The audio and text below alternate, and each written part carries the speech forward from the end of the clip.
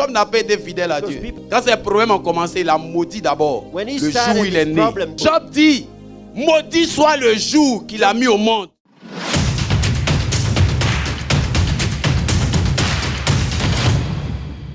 Donc l'histoire de Job, on va la comprendre en quelques minutes. Parce que quand des gens ils sont là, Job a été fidèle à Dieu. Job n'a pas été fidèle à Dieu. Quand ces problèmes ont commencé, il a maudit d'abord le jour où il est né. Job dit, maudit soit le jour qu'il a mis au monde. Si cette date-là, Dieu disait, il y a mon fils Job qui est né, Dieu n'a qu'à oublier ce jour-là. Son ami est en train de lui dire que c'est à qui toi tu vas crier qui va te sauver. Toi-même, tu sais que les gens qui ne sont pas intelligents, qui parlent n'importe comment là, ils meurent dans leur colère. Les gens, ils sont fâchés avec Dieu. Ils vont mourir dedans. Toi-même, tu sais ça. Donc, Job dit que c'est Dieu qui l'a attaqué, c'est Dieu qui est en train de le frapper. Pourtant, dans le livre de Job, on n'a pas vu Dieu attaquer Job. C'est Satan qui attaque Job. Mais Job n'a même pas pensé que c'est le diable qui est en train de faire ça. Job a tout mis sur Dieu. La Bible dit Dieu n'est tenté par le mal. Donc, Dieu ne peut pas tenter quelqu'un dans le mal. C'est pas possible. Donc comment Dieu peut te tenter si lui-même il ne peut pas être tenté? Mais Job dit c'est Dieu. Il dit mais problème on a qu'à mettre ça dans balance, on va voir. C'est plus lourd que tout le sable de la mer. Donc son ami est en train de lui dire que si Dieu a frappé tes enfants qui sont morts, peut-être qu'ils ont fait quelque chose. Mais si toi il t'a laissé en vie, c'est pour que tu le pries, pour qu'il ait pitié de toi. C'est pas pour que tu parles contre lui. C'est ce que son ami Bilda est en train de lui dire. Est-ce qu'un être humain peut avoir raison? Tu sais ce qu'il est en train de dire? Il veut dire que Dieu n'a pas raison, mais comme on ne peut pas avoir raison à lui là, il n'y a pas de problème. Tu vois le genre de personnes, on a des gens comme ça dans la vie. Quand tu leur parles, ils ne veulent pas comprendre. Ils ont toujours quelque chose à dire, ils ont une explication à donner. Le genre de personnes qui aiment se plaindre. C'est la position de Job. Job est là en train de se plaindre. Son ami parle, il dit tout ce que tu as dit là, c'est vrai. Qui peut avoir raison devant Dieu? Il ne dit pas que ce que lui il a dit est faux. Il dit comment on ne peut pas avoir raison devant Dieu là. C'est ça. Il dit je vais me plaindre sans me retenir. Ce que vous êtes en train de faire là, vous vous fatiguez. Vous comprenez un peu? Donc depuis chapitre 3, Dieu l'a frappé. Depuis chapitre 4, il a commencé à se lamenter. Son problème ne finit pas. Il continue de se plaindre, le problème ne finit pas. Il y a un autre qui est venu qui s'appelle Sophar, qui est venu parler au chapitre 11. Sophar lui demande est-ce que tu es sûr? Parce que ce que toi tu veux montrer, genre tu n'as rien fait. Toi tu es bien, toi tu es saint. Dieu te frappe pour ne rien. Est-ce que tu es sûr? Si Dieu veut te répondre et qu'il veut te présenter ta vie, tu vas voir qu'il y a une partie de ta vie sur laquelle il a fermé les yeux. C'est ce que son ami est en train de lui dire. Est-ce que vous comprenez un peu la position dans laquelle les problèmes ont emmené quelqu'un? C'est pourquoi les gens qui se plaignent toujours, leur situation est toujours macabre. Les gens qui aiment toujours pleurer, toujours se plaindre. Quand tu te plains sans le savoir, c'est Dieu que tu es en train d'accuser. Se plaindre, ce n'est pas un problème, mais transforme ta plainte en supplication. Mais quand tu regardes Job, ce ne sont pas des supplications, c'est des accusations. Il accuse Dieu. Si on continue, vous allez voir qu'il a commencé à citer les offrandes qu'il a fait à l'église, combien de dîmes il a donné. Il a commencé à dire comment il nourrissait les pauvres. Il a commencé à dire que c'est lui-même, il aidait les gens à manger. Il a commencé à citer tout. Et il y a quelqu'un qui va venir qui s'appelle Jéhu, qui va venir parler à Job. Regarde ce qu'il dit. La Bible dit, ces trois hommes cessaient de répondre à Job parce qu'ils se regardaient comme justes. C'est-à-dire ces trois amis, ils sont venus, ils lui ont parlé. Le type ne veut rien savoir. Tout ce qu'on dit, il a quelque chose à dire. C'est comme quelqu'un, parce que tu as un travail, la personne a eu un travail, il y a des choses qu'il ne peut plus faire. Ah non, parce que mon travail, parce que mon travail. Non, parce que les enfants, parce que les enfants. Non, parce que ceci. Il y a quelque chose qui va toujours faire sortir pour ne pas comprendre ce qu'on dit. Vous avez entendu Job dire, je vais te répondre. Quand chacun de ses amis parle, je vais te répondre. Il n'y a pas un qui a pu parler à Job. Il leur répondait. Dès que tu finis, il te répond. Sophar a parlé avec assez de sagesse. Malgré qu'il était touché, il dit ce que tu dis est vrai. Mais qui peut avoir raison devant Dieu? Il est fort, il est puissant. Vous avez peur, donc vous le soutenez. Mais qui va avoir raison devant lui? Mais moi, ma douleur est forte, il faut que je parle. Et ce genre de personnes, ils aiment marcher avec des gens qui leur donnent raison. Ils aiment des gens qui vont leur dire c'est bien. Tu as raison. Moi, je ne comprends pas. Ils n'aiment pas la compagnie des gens qui les mettent en cause. Et les amis de Job disaient à Job que si Dieu a tué tes enfants pour te laisser, c'est que toi tu es plus juste que tes enfants. Et il a quelque chose encore qu'il veut faire avec toi. Job dit non, que lui-même ça sert à rien d'être juste. Parce que quelqu'un qui est bon et puis quelqu'un qui est mauvais, leur vie c'est la même chose. Si tu es quelqu'un, tu aimes te plaindre de la vie, ta vie va toujours aller derrière. Amen. Il n'y a pas quelqu'un qui a été traumatisé, terrorisé par les fléaux comme Job. En une journée, il y a eu 4 malheurs sur lui. En une journée.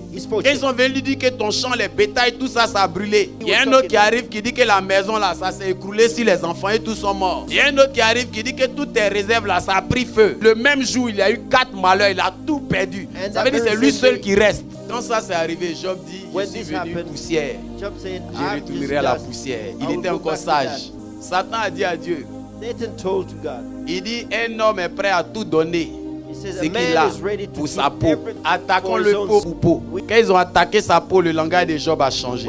Ce que Job vit, je ne sais pas si nous pouvons vivre cela et puis rester dans la foi en Dieu. Mais je veux attirer l'attention de quelqu'un sur quelque chose. Si tu aimes te plaindre, il n'aura rien de bon qui va entrer dans ta vie. La Bible dit, ces 3 hommes cessaient de répondre à Job parce que lui se regardait comme juste. Job dit, il dit, je suis pur, je suis sans péché, je suis net, il n'y a point en moi d'iniquité. Et Dieu trouve contre moi des motifs de haine. Job dit, il n'a rien fait. Et puis pour ne rien, Dieu est contre lui. Quel que soit le problème, profite pour amplifier ta fidélité à Dieu. De toutes les manières, la situation est arrivée. Mais toi, tu parles contre celui qui va t'enlever dans cette situation. Tu te plains de celui qui peut changer ta situation en un instant. Dieu va apparaître pour parler aussi à Job. Et la Bible dit, l'Éternel répondit à Job du milieu de la tempête et dit, qui est celui qui obscurcit mes desseins?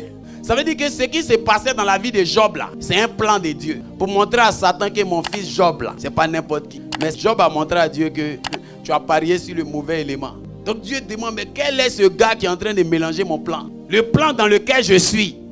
Qui est ce gars qui est en train de mélanger mon plan? Alléluia. Chacun de vous ici, vous êtes dans un plan de Dieu. Tu n'es pas dans toi-même ton plan. Et toi, tu compares ta vie à la vie des autres. La Bible dit, l'Éternel répondit à Job du milieu de la tempête et dit, qui est celui qui obscurcit mes desseins? Par des discours sans intelligence. C'est quand des gens sont en train de se plaindre. Tellement ils produisent des arguments. Si tu ne prêtes pas attention, tu vas les voir trop sages. Il dit par des discours trop sans intelligence. Saint terrain comme un vaillant homme. Je t'interrogerai et tu m'instruiras. Dieu dit à Job, il faut t'apprêter. Je vais te poser des questions, tu vas me répondre. Il dit, où étais-tu quand je fondais la terre? Comme toi, tu comprends la vie jusqu'à ce que tu veux m'expliquer la vie. Tu étais où quand je fondais la terre? Dis-le si tu as de l'intelligence. Qui en a fixé les dimensions? Le sais-tu? Amen, on ne va pas lire toutes les questions. Parce que ça, les questions là, tu ne peux pas répondre. Tu sais, il y a des gens qui souffrent et qui se plaignent. Alléluia. Tu t'es jamais demandé pourquoi là, cette personne, ça fait des années, mais Dieu n'a qu'à regarder sa situation. Mais est-ce que tu sais cette personne-là, comment elle voit sa situation et comment elle voit Dieu par rapport à sa situation? Ne confonds pas la supplication et l'oraison. Les deux sont des supplications, mais il y a une qui est effectuée avant l'enterrement. Donc, quand tu as mal et tu pleures, mets-toi en cause. Il ne faut pas mettre la faute sur les autres. Souvent, ta souffrance est telle que tu te poses des questions. Et tu te dis, mais qu'est-ce que je vais faire? Et quand tu ne trouves pas ce que tu vas faire, tu commences à te dire que Dieu t'a oublié. Mais peu importe comment l'ennemi s'élève contre toi, ne parle jamais contre Dieu. Vaut mieux maudire l'homme que de maudire Dieu. La Bible dit, Job a maudit le jour où il est venu au monde. Il a dit que Dieu annule ce jour-là. Quel est le plus grand déshonneur que tu donnes à Dieu qui peut être plus grand que ça? Dieu lui demande, est-ce que tu t'es mis au monde? Tu sais comment tu es entré dans le ventre de ta mère? Il y a des gens qui pensent que quand ils ont des problèmes, leurs problèmes sont plus pires que les problèmes de tout le monde. Des gens qui commencent à péter les plombs tout simplement parce que l'internet ne passe pas. Des gens qui s'énervent tout simplement parce qu'ils ont raté un bus. Des gens qui passent une mauvaise journée tout simplement parce que quelqu'un ne l'a pas salué. Ils ne viennent pas à l'église parce que le pasteur ne l'a pas appelé. Le pasteur ne m'aime pas. Il y a des gens qui souffrent, qui ne mangent pas, qui n'ont même pas de chaussures. J'ai commencé l'œuvre de Dieu dans un village où des gens n'ont rien. Chaque jour, ils ont le sourire. Ils manifestent de l'amour, de l'affection pour leur prochain. Toi aussi, tu stresses. Je vais me tuer. J'en ai marre de la vie. Toi, tu veux te tuer. Il y a des gens que la mort traque parce qu'ils ont faim, parce qu'ils n'ont pas de maison. Eux-mêmes, ils cherchent maladie ne les trouve pas. C'est toi qui as toutes les maladies là. Dis à ton voisin, quel que soit ton problème. Parle contre tout le monde, ne parle pas contre Dieu. Puis des gens, est-ce que tu sais ce qu'on appelle la misère même? Il y a une machine à laver, tu ne peux pas laver l'habit. Il y a des gens qui lavent l'habit comme ça. Leur dos là, c'est cassé. Pour essuyer ta maison, même on met un robot. Robot là, il va essuyer. Robot là, pour appuyer, même tu ne peux pas. Quand on parle, ton discours là, c'est long. Tu comprends tout le français. Voilà, c'est pas différent de Job. Et la situation ne s'arrange pas. Job, Dieu a tué tes enfants et Dieu t'a laissé. Job, Dieu est dans un plan. C'est ce que l'ami de Job est en train de dire. Dieu est dans un plan avec toi. This is his Parce que friend s'il a pris la vie de tes enfants, because if he took the life of your et puis children toi il t'a laissé, and he left you il a laissé alive, ta femme, and he left c'est your qu'il y a wife, quelque chose. it means there is Ce something. n'est pas encore fini. Si malgré que la sorcellerie de ta famille If this a un practice niveau, une dimension élevée, I la mentioned sorcellerie là n'a pas permis que not toi tu allowed. restes hors de la maison de Dieu. Dieu a permis que tu sois dans sa maison. The Lord allow C'est you une to be in his grâce. house. Il y a deux catégories de personnes. Il y a des gens qui ont l'oppression démoniaque. Et eux-mêmes, ils savent que ça, c'est Satan qui est en train And de they know pousser, de themselves faire that it's n'importe Satan quoi avec ma that vie. is Et ils anything. commencent à chercher Dieu. For God. Ils commencent à chercher la délivrance. Et il y a une autre catégorie. Ils passent par des situations et ils fuient Dieu. Parce que pour lui, c'est Dieu qui l'a mis dans cette situation. La personne est étonnée que la situation And ne prend this pas person fin. Pour dire que si tu te plais sans motif contre Dieu, tu es en train d'empirer ta situation. Il faut savoir que les épreuves qui viennent dans ta vie naissent de la bénédiction de Dieu qui est déployée pour toi. Dans Job chapitre 2, le verset 1, la Bible dit: oh, les fils de Dieu vinrent un jour se présenter devant l'Éternel, et Satan vint aussi au milieu d'eux se présenter devant l'Éternel. L'Éternel dit à Satan: d'où viens-tu? Et Satan répondit à l'Éternel: de parcourir la terre et de m'y promener. L'Éternel dit à Satan: as-tu remarqué mon serviteur Job? Il n'y a personne comme lui sur la terre. C'est un homme intègre et droit, craignant Dieu et se détournant du mal.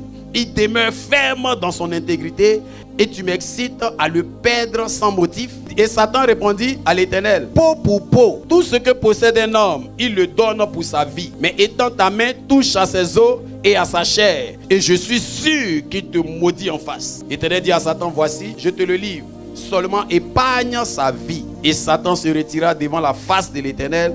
Puis il frappa Job d'un ulcère malin, depuis la plante du pied jusqu'au sommet de la tête. Et Job prit un tesson pour se gratter et s'assit sur la cendre. Sa femme lui dit: tu demeures ferme dans ton intégrité, maudis Dieu et meurs. Ça, c'est pas l'esprit de célibat qui est derrière les femmes là. Tu sais qu'un esprit de célibat est en train de suivre certaines femmes là, quand tu le regardes, tu sens qu'elles vont finir leur vie seules. Maudis-le et meurs. Tu penses même pas au fait que s'il meurt là, toi tu es veuve. Esprit de célibat. Oh, Dieu lui a fait son plan. Dans son plan là, tout le monde est mort dans le film. Mais il a gardé la femme parce que les enfants là, il va les faire revenir. La femme l'a dit: maudit Dieu et meurt. Deuxième point, à qui tu permets de te parler pendant tes épreuves? C'est pas tout le monde qui doit venir parler dans tes problèmes. Il y a des gens qui sont très négatifs. Et une fois qu'ils mettent leur bouche, ça casse ton énergie, ça casse ton enthousiasme, ça casse ta manière de voir. Ils te détruisent, ils te brisent, ils te démystifient. Ils font en sorte que tu n'aies même plus des ailes pour pouvoir prendre ton envol. C'est pourquoi il y a des gens, tes problèmes, il ne faut même pas leur dire. Parce qu'ils vont te faire sortir une forme de sagesse et de raisonnement. Et toi-même, ton problème, ils vont être en palabre avec toi dans ton problème parce que tu ne les as pas écoutés. Donc, en plus de ton problème, tu viens d'avoir un nouvel ennemi. Alléluia. Alléluia.